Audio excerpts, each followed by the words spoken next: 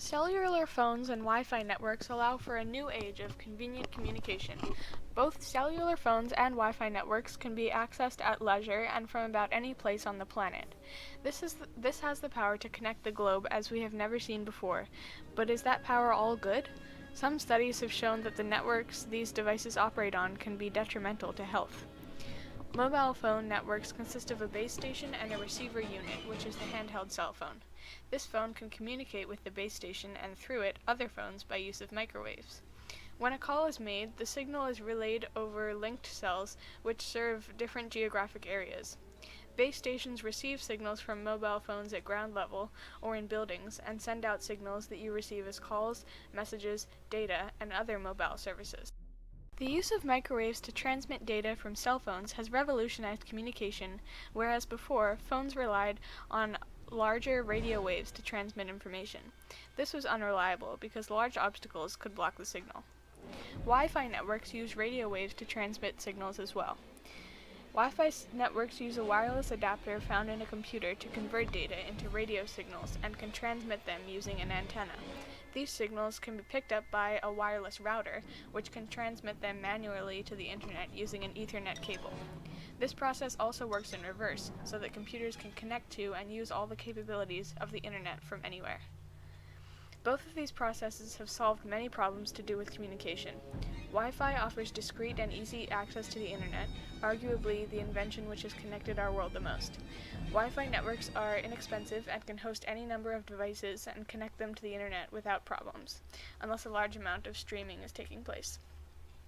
Mobile phone networks offer quick and easy connection to people both with and without cell phones, and serves as another connecting power. Cell phones allow people to communicate over great distances with ease. However, the safety of these devices and the networks they operate on is being called into question.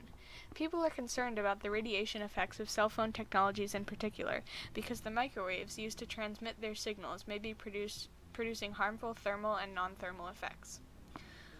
Mobile phone radiation has been classified in 2011 as possibly carcinogenic, meaning that there is some risk of cancer from using them, but that more research must be conducted to reach a definitive conclusion. At present, no health effects are apparent from mobile phone usage. The cause of the worry over mobile phones is because of the radio waves which they use to transmit information. Some of these radio waves are absorbed by the body, causing radiation absorption, which is harmful. In addition, there are thermal effects associated with the radiation which, although they are not as detrimental as ionizing radiation, breaking molecular bonds, thermal radiation is still harmful as it increases the temperature in normal matter via dielectric heating. This heating is inflicted upon the surface of the head during cell phone usage and has the potential to affect the eyes and brain. Studies of radiation on rat brains have found that brains can leak due to a permeated brain-blood barrier that is cause for concern, but is in no way absolute proof of the harmful effects of cell phones.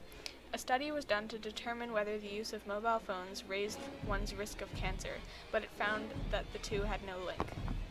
Base stations which transmit more powerful radiation continuously, rather than a handset which transmits weaker and less frequent signals, are another cause for concern.